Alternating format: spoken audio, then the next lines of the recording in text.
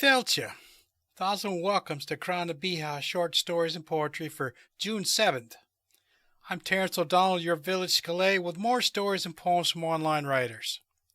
I have 2 stories and 1 poem this week. We have Chapter 19 of the ongoing story from Beyond the Water Wall, a second revision of Alice in Wonderland and the Aker Wood with Winnie the Pooh, and a poem to close things up. Now, the Pooh Bear in Wonderland story is read by the authors once again, so I hope you really enjoy their rendition.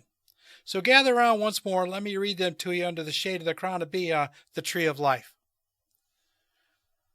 From Beyond the Water Wall, Chapter 19, The Wolf and the Wounds, by Don Woodby, published in Fiction Writer's Den.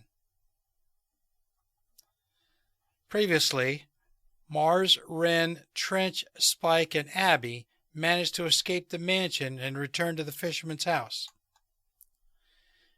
"You got lucky," Wren's voice echoed in Mars' head. "The wounds were not very deep. You should be good in a couple of days." He slowly sat up, moving carefully in a way to minimize the pain. Aries licked his hand as if saying good morning. "We have to buy food for him," he said, pointing his nose toward the wolf. "I already told Trench about it." He looked at his wounds. His right arm was covered in bandages, and so was his right leg. A burning sensation on his back would not go away no matter how much he stretched it.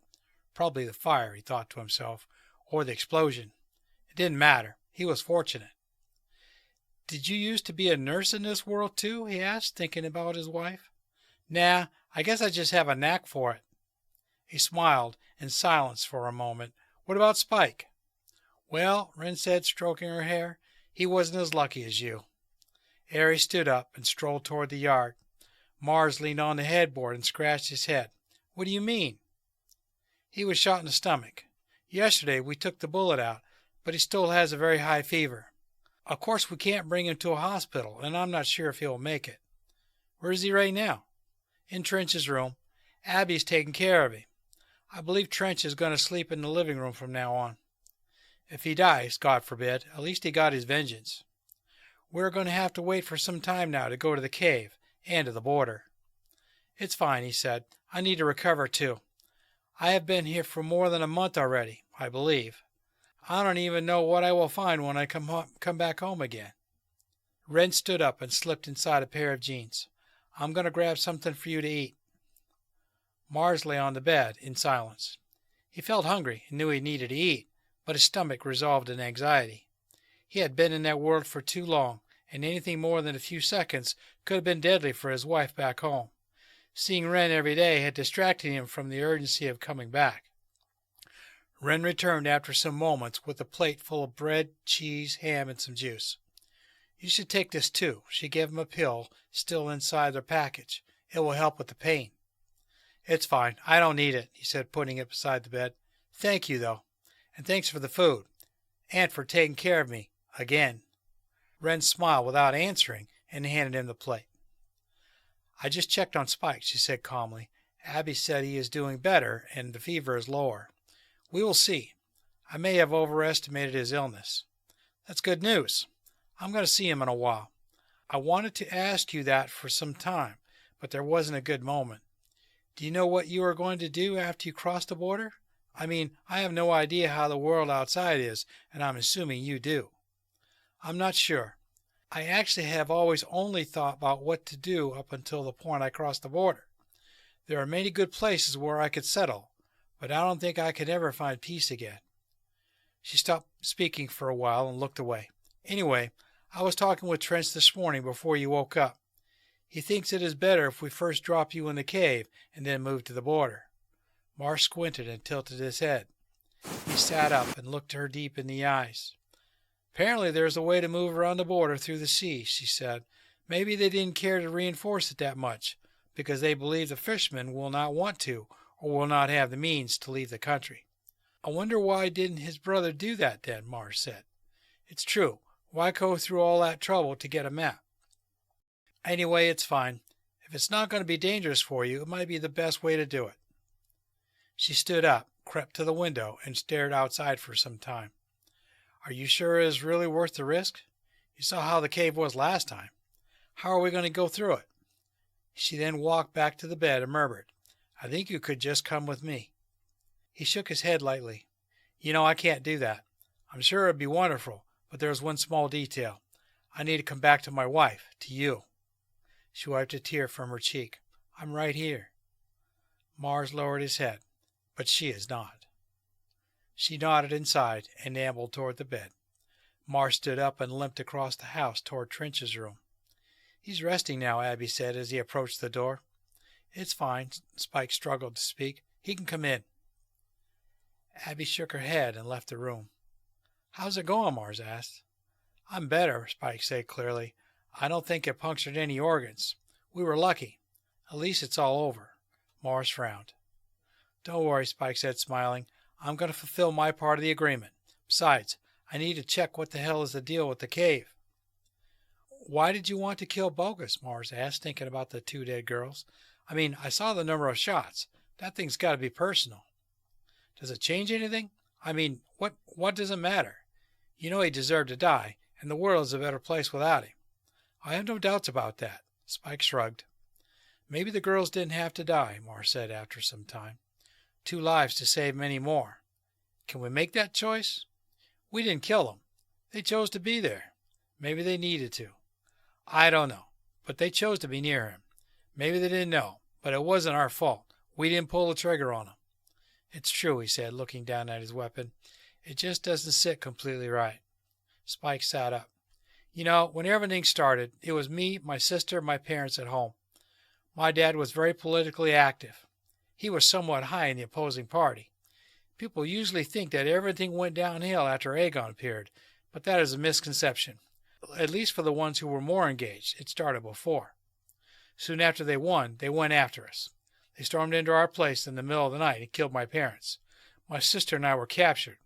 She tried to flee, so they shot her in the back. Until now, I thank God every single day for her being killed right there. I was taken, and they tried to get information from me using every means necessary, and I mean every single method. I haven't said a word. I knew people who were involved. I knew about some discussions to overthrow the elections. I knew a lot, but I didn't say it. Not for loyalty. Not because it was the right thing to do. To tell you the truth, I couldn't care less about my dad's allies. I endured it for months. One day, some guys from the Freedom Renegades, and I didn't know any of them at the time, were attacking some camps where they kept prisoners. Terrorists, they called us in the press. Anyway, one day they attacked the place I was being held in. I used the opportunity to run. Outside, I met them again, and they gave me a ride, and we fled together. From that day, I was part of the group. But now it's all over. Abby and I are the only ones left, at least that I know of. He then stood in silence for a while and completed in a low and sinister tone. So trust me, we did the right thing. Mars stood up, tapped his shoulder, and smiled. On the way out of the room, he turned again to Spike and smirked. Enjoy Abby's care while it lasts. Don't take too much advantage. She is a good girl. Ren lay on the grass beside Ares with her eyes closed. The sun shone on her dark hair. Mars sat beside her and caressed her head. She rubbed her eyes. The bird songs surrounded the woods and mixed with her soft voice. I slept. I wish we had more time, Mars said. Those last weeks have been great despite everything, but the time to go is coming. Ren smiled, leaned on his shoulder, and closed her eyes again. The wolf didn't even wake up. He moved his body slightly and kept snoring. They lay in silence until sunset. So, next chapter. All right, now I'm going to put my little commercial in here for you for a couple of minutes before we get to the last 2 items. So stay tuned. I'll be right back. I want to invite everyone to listen to Crann and beatha Stories and Poetry every Monday night at 11 p.m. Eastern Time on Reese Across America Radio. Search out www.reaseacrossamerica.org/radio by typing in the word Reese in these mobile apps, iHeartRadio, Odyssey, or TuneIn. Or find them on a web browser and join us to listen to the show and support WAA Radio, Whiskey Alpha Alpha Radio for any veterans listening. Reese Across America is a nonprofit radio station that supports veterans programs and organizations that help needy veterans. By joining us at Reese Across America, you are helping to support veterans in need across the U.S. so search us out and enjoy the shows they have to offer, and thank a veteran while you're at it. Now I want to take another minute or so to ask for a donation of any amount to help me keep this podcast going and to advertise my website. I've set up a donation tab on the Crann and beatha Stories and Poetry webpage at rss.com and a donation page on my website at www.crannandbeatha.com, using PayPal for your security.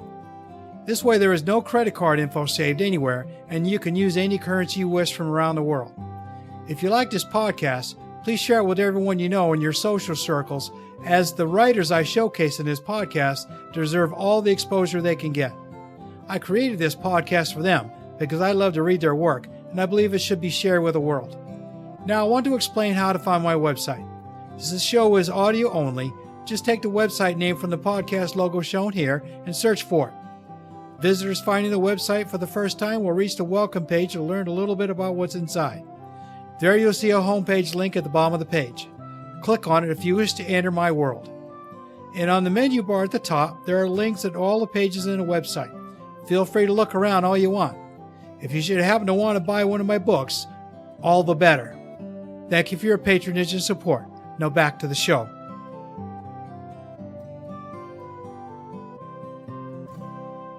Welcome back. Now, I'm going to let you listen to Pooh Bear in Wonderland, a short story inspired by Lewis Carroll and A. Milne by Terrance Ó Domhnaill, and they published this in Illumination Curated.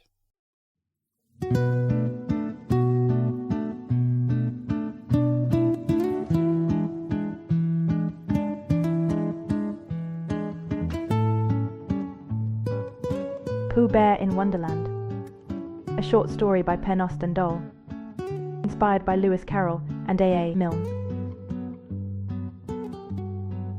It was very early in the 100-acre wood, and Pooh Bear sat in front of his house on his big sitting log, just thinking about all sorts of bear-like things, like if he wanted a second breakfast yet, or whether Pooh Bears needed to hibernate like regular bears. But he also wondered when the sun would get out of bed completely, and if the heffalumps would be wandering the wood early or late today. Early, proclaimed Pooh, decisively. or maybe late. The pale golden light was such a honey colour, though, and it started a little rumbly in his tumbly, so maybe he could first look for a smackerel of honey in his cupboard for a second breakfast, and then go heffalumping later. But Pooh remembered he'd just licked the last bit of honey from his very last jar in the cupboard. Oh, bother. Muttered Pooh. What shall I do? He tapped his head, saying, Think. until he had an idea. Pooh stumped along the old trail to Piglet's house, hoping Piglet was awake, and that Piglet was hungry, but not too hungry, of course, to spare a little honey for his best friend. He sang a little song. No honey in my tummy, and nothing else quite so yummy. But haycorns may be tasty, so I really can't be hasty. Try, yes, maybe try. Eating Piglet's haycorn pie. Unless there's honey hiding there, just a smackerel for a bear. Yumdy, yummy, yumbly. A little honey for my tumbly. Hello, oh, hello. Pooh heard a voice call out. Pooh, of course, did not realize it was a girl named Alice calling from behind a tree. She was very curious and a little bit frightened to see a small, pudgy bear trundling along the path. Oh, bother, said Pooh, thinking he must have heard himself. I said hello without really helloing. Hello, repeated the girl named Alice. There I go again, said Pooh. Then Pooh tried to remember whether he had fallen out of bed today or yesterday, and whether or not it had made him say hello to himself repeatedly. hello, little bear, said Alice, stepping out into the path, startling the confused bear. She primly smoothed her dress along the front of her legs and smiled brightly at him. Hello, said Pooh, nervously. He stared at the creature on the path before him, and listened politely as it asked him if he wanted to eat it. This made Pooh quite confused. It smiled with small and bright white teeth. I like to eat honey, Pooh declared, for a moment considering that this creature might be Christopher Robin in a dress and talking in a different voice. But Christopher Robin would have talked about looking for the North Pole or making it rain, not about being eaten. You're not Christopher Robin, are you? said Pooh. Oh no, little bear. I'm Alice. The Alice creature seemed friendly, though, and asked a lot of questions about Rabbit, and whether Rabbit was big or small, fast or slow, and other such things. So Pooh, being a very friendly sort of bear, told her everything he knew about Rabbit, which was mostly that Rabbit talked a lot, and lived just down the path a little way. Thank you, little bear. Alice said, smiling, as she hurried away down the path. Pooh watched the strange creature walk down the path to Rabbit's house, thinking that this Alice was probably not a heffalump, hopefully not a woozle, but he was very happy, nevertheless, when the Alice disappeared around the bend. What are you doing, Pooh? Said a voice behind Pooh. Oh, bother. Sighed Pooh. Now the voice in my head sounds a lot like Piglet, and only just a tiny bit Pooh Bearish. No, Pooh. Said Piglet nervously, grabbing Pooh's paw. It's me, the Piglet. Why, Piglet, I believe I have found you. No, Pooh, I found you. It's the same thing, said Pooh. Say, Piglet, do you think you might be hungry? And... Piglet interrupted. No, Pooh, you have to come with me. I'm just a very small animal, you know, and I saw a very big rabbit.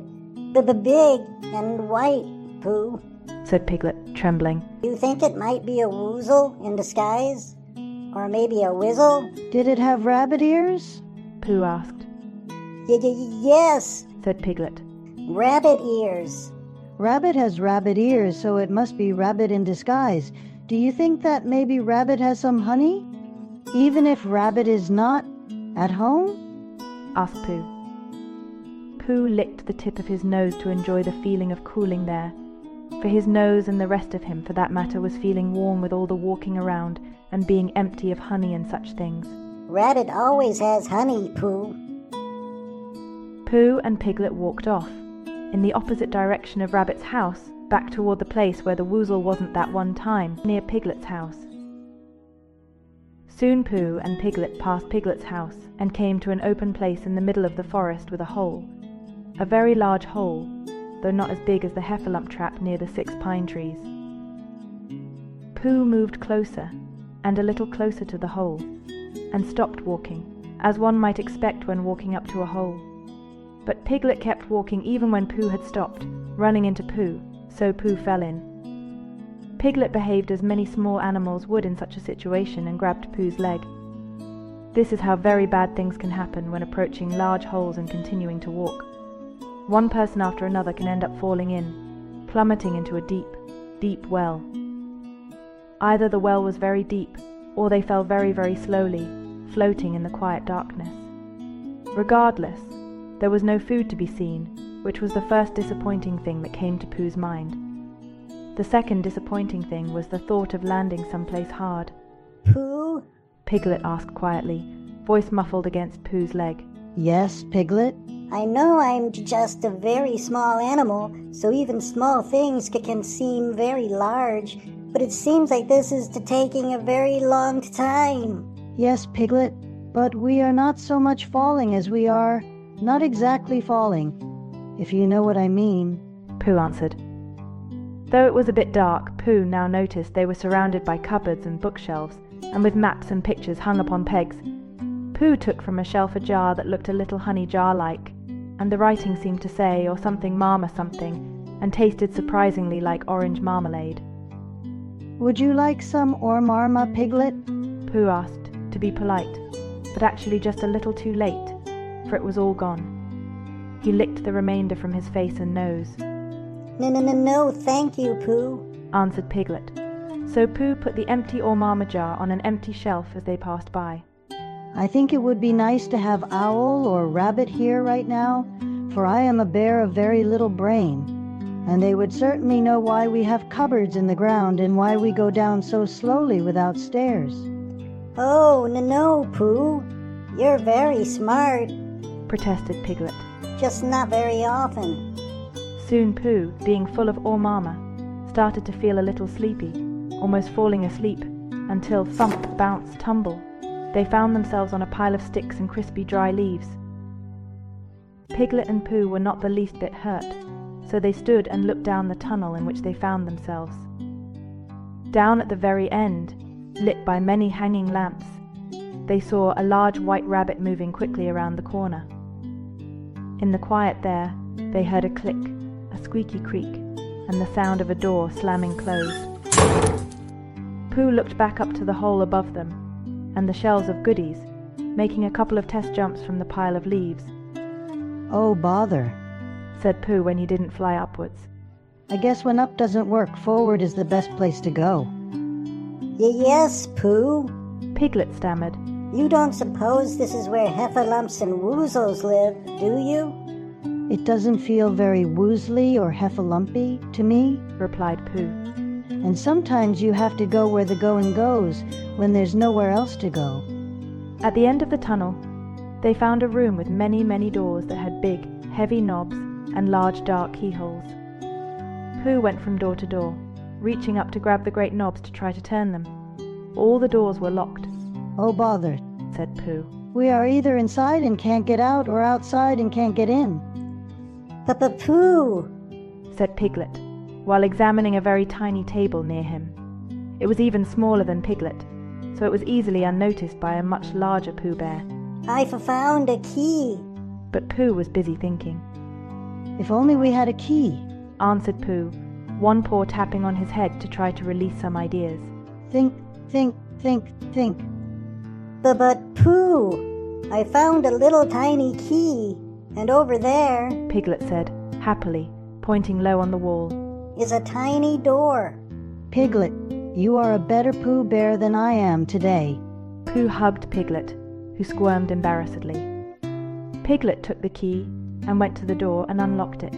Look, Pooh, if I crawl, I will be able to go through the door. Pooh peered through the door into a little tunnel, not much larger than a piglet, that led to a beautiful garden full of bright flowers and cool fountains. Oh, bother.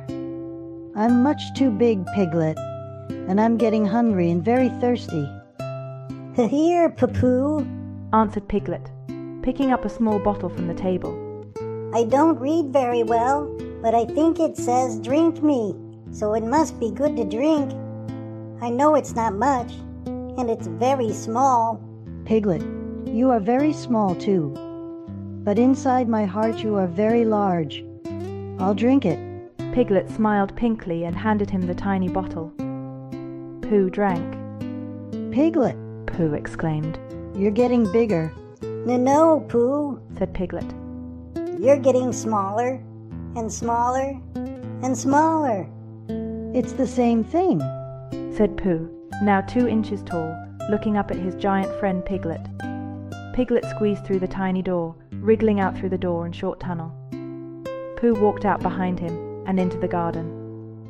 Pooh looked around and up at the gigantic Piglet. Pooh was smaller than the grass, much smaller than the flowers, and tinier than the mushroom next to him, and much, much smaller than the trees, which seemed like strange mountains. Whatever Pooh thought, he did not say, for Piglet's ears were so very far away anyway. All Pooh could do was hum and sing a little song. I can stand here, not happy so small. I could do not a thing, nothing at all. But we should go here to there, when here is not the where, and the where we do not know. Then maybe it is time to go. Pooh, I'm a giant. Piglet giggled and stomped around through the garden feeling enormous, even though Piglet's height, in relation to the flowers and trees, was no greater than at home in the 100-acre woods. It seemed to Pooh. We are not lost, said Pooh aloud, because we know we're right here. But I think this place doesn't know where it is. But who, asked a voice, are you? There I go again, speaking without saying anything, said Pooh. I ask again, who are you? Spoke the voice. Pooh suddenly noticed 2 very large blue eyes of an even larger blue caterpillar looking down at him from the top of the mushroom. It was watching him seriously and puffing smoke from a long tube, connected to a strange contraption. Oh, hello there, Mr. Caterpillar, said Pooh. Who am I? I am just a Pooh Bear, and a tiny one it seems, said Pooh to the caterpillar. Oh dear, it's a blue caterpillar, said Piglet, approaching slowly to not step on his friend, or the mushroom, or the caterpillar. How do you do? Who are you? The caterpillar puffed rings of fragrant smoke into the air, and he watched the rings grow larger than Piglet's head as they rose.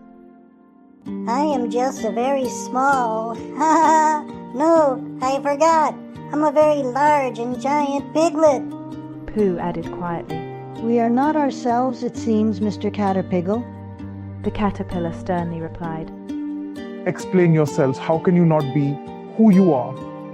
I'm very small, only 2 inches, explained Pooh. That is a prodigious height. Huffed the caterpillar. I am a magnificent 2½ inches tall. Just how tall would you like to be? Pooh spread his arms to the side, and then up and down, and then scratched his head. Pooh-sized, I suppose. It's the only Pooh I know how to be. And you, gigantic pig? Asked the caterpillar. I suppose you wish to be Pooh-sized as well. Oh no, Mr. Caterpillar, I want to be as tall as a tree. The blue caterpillar climbed down from his mushroom, many white-gloved hands gripping and releasing parts of the mushroom to slowly drop down to the ground. His second to last hand passed a black bowler hat, hand to hand, up to his head, and his last hand grabbed his smoking contraption. One side makes you larger, and the other makes you small, said the blue caterpillar, pointing at the mushroom. Eat, he said as he walked away. After nibbling carefully on the right and left sides of the mushroom, alternately, Pooh and Piglet were finally happy with their sizes. They walked away through the forest, Pooh now appropriately Pooh-sized and Piglet the size of a tree. Piglet thundered over the ground, feet squashing all that was in the way, and arms pushing treetops aside to make way for the great and powerful Piglet. His giggles reverberated through the forest. Soon they came upon a clearing, where sat a house, and in front of the house a large table set for tea. The table, despite being large, was crowded only on one side with a hare, a top-hatted man, and a large mouse sleeping over his teacup. As Pooh and Piglet approached, the hatter and the hare both cried out, "No room! No room!" and dropped down in their chairs until only their eyes were above the table. Pooh, spotting a nice jar of something possibly resembling honey on the table, sat down at an empty chair and politely acted just a little bit hungry, hoping they'd notice. Hallo, said Pooh, and, gesturing back toward Giant Piglet, saying, I'm Pooh and this is Piglet. Giant Piglet laid down in the clearing, positioning his enormous head near the table. Perhaps a different kind of Pooh, ha ha ha. Right here. Hatter, sitting high in his chair once again, said, Wherever are the codswallops of our yesteryear? Oh yes, where are they? Agreed Giant Piglet wisely, knowing that now with his prodigious size, his brain was very large as well, so it was likely that he understood. Pooh, now quickly tiring of politely acting just a little bit hungry, asked, I don't suppose I could have a smackerel of honey? A mackerel of honey. That reminds me of a riddle about fish, said the Hatter. Pooh smiled. Oh, I like riddles. What is it? I haven't the slightest idea, said the Hatter. The Hatter proceeded to pour tea, offering a cup also to Pooh, who immediately reached for the honey. But it was not honey, not anything but an empty jar, and his teacup was empty. Oh, bother, said Pooh. Can you tell us how to get to the 100-acre woods? Of course, said Hatter. It's the other way from here. Just start going that way. He gestured vaguely to the left. And then change course until you get there. Oh dear, said Giant Piglet. Is that what a tea party is like? I think tea parties usually have tea. Said Pooh as they walked away through the forest. And honey. After walking some time through the forest, they came to a wide field of dandelions and daisies, and could see a beautiful and large castle in the distance. Much closer to them, right next to them in fact, they saw a sign that said no trespassers. Oh, dear, said Giant Piglet. He was a little upset, because next to Piglet's house in the 100-acre woods, there is a sign on a broken board that says Trespassers W, which is short for Trespassers William, his grandfather. I think it's a different Trespassers, said Pooh. because he never told you about this place, and if I was ever here, which I think I am, I would mention it. Yes, Pooh, said Giant Piglet happily. that's true.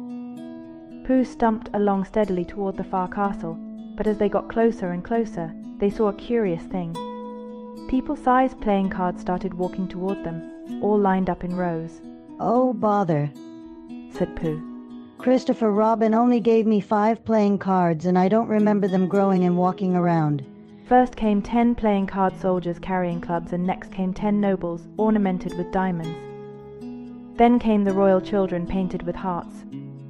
There were ones with numbers like 2 and 7. Others had pictures of their faces painted rightsy-uppy and upsy-downy on their fronts. Some seemed to be high royalty, but then they saw yet another rabbit, who announced, Hear ye, hear ye, bow for the King and Queen of Hearts. The procession stopped in front of Pooh and Giant Piglet, and the Queen of Hearts asked harshly from her carriage. Who are you? I am Pooh, said Pooh. Pooh? Asked the Queen, with a sour grimace. Yes, Pooh, replied Pooh. The Queen turned to the 2 of clubs and, holding her nose, said, Off with his head. My head? asked Pooh. I rather think I need my head.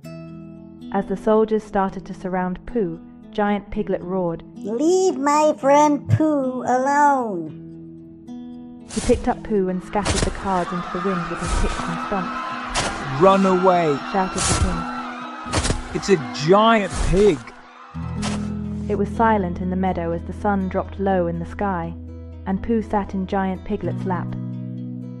In the distance they could see the playing card soldiers peeking over the castle walls. Thank you, Piglet, said Pooh. You are a powerful friend. Oh, thank you, Pooh, but I think I prefer being a very small animal, if you don't mind, said Piglet. It's the only piglet I want to be. He took some of the mushroom they had eaten earlier out of his pocket and nibbled a few bites. In a few minutes, Giant Piglet was back to regular piglet size. How will we ever get home, Pooh? asked Piglet, voice trembling. I miss Rabbit and Eeyore and Roo and Kanga and Owl and Christopher Robin. Oh, said Pooh. I just remembered that I have a jar of honey under my bed. But it's so far away, Pooh, replied Piglet. Yes, but now that it's quiet, I can hear the honey calling to me. I just couldn't hear it well before. But if you're very quiet, I think I can find where it's calling from. They walked off together, Pooh and Regular Piglet, with Regular Piglet being very quiet and not saying, "Oh dear," or "I'm just a very small animal," out of worry. After a while, Piglet saw a tree he remembered and covered his mouth to prevent an ooh sound that wanted to come out. But he wasn't sure. Well, there you are. Silly old bear, said Christopher Robin, coming out of the misty twilight of 100-acre woods. Hi, Piglet. Here we are, said Pooh. At least we are now. Since they hadn't been there just a moment ago, Pooh felt it was important to say. Have you seen Rabbit, Pooh? Asked Christopher Robin. Which one? Replied Pooh. And Piglet laughed as Pooh began to sing. We wandered and wondered, widdly-dum. A wonderland with empty tea, tiddly-tum, and caterpiggles, and mushrooms, middly-mum. But nothing,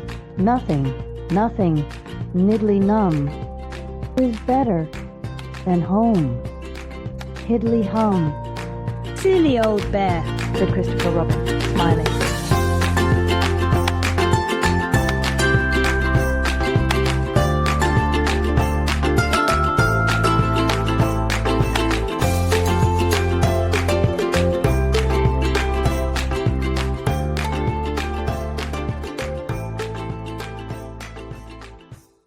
you liked that story.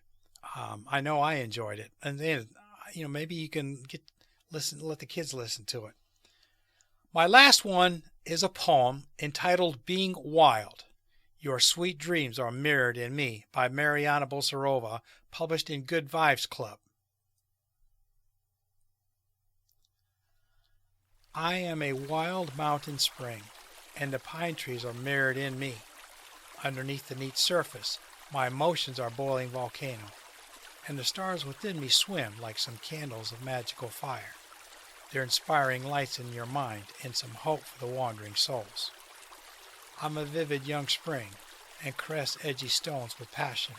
Look, the stones are smooth like the gentle, soft palms of a lover. In my depths, grief stays hidden and flows to the silence of transparent rivers. Reaching steep banks and valleys, I cry with the tears of the weeping willows. I'm a clear, cold spring, and I've cleared the faces of many of my loosened waters. They've soothed their burning desires and pains. I remember the tales of the woods with the greenest new branches above me and the whistles of the winds in the deepest winters and snows. I'm a wild rushing spring, and I'm running by meadows and rocks. See my ford over there to pass me and to follow my madness with joy.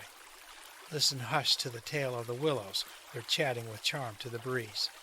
I'm a wild mountain spring, and your dreams are now mirrored in me.